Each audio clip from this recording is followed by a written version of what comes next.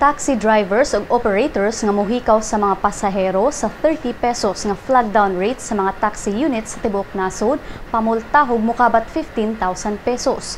Ang Land Transportation and Regulatory Board ning mando sa tanang taxi units sa nasod nga paubsan gikan 40 pesos ngadto na sa 30 pesos ang taxi flag down rates sugod karong adlaw. Si LTFRB Central Visayas Acting Director Reynaldo Elnar nibutiag nga bisan pa man og wala mo reflect sa mga taxi meters ang 30 pesos nga flag down rate tungod kay dili pa tanang taxi meters ang nakalibrate, mamahimo ng kaltasan sa mga pasahero og 10 pesos ang plate niini. Ubos sa Joint Administrative Order number 2014001, ang driver ug operator pamultahon og 5,000 pesos matag usa ug ma-impound pa sud sa 30 ka adlaw ang taxi unit.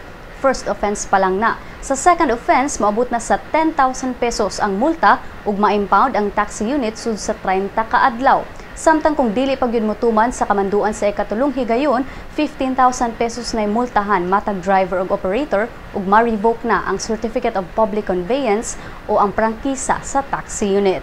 Matod ni Elnar, human mapasaka ang complaint batok sa ilang buhatan, ipatawag dayon ang driver ug operator ug kung igo ang ebidensya, mahimo dayon pasakaan sa penalty ang mga violators.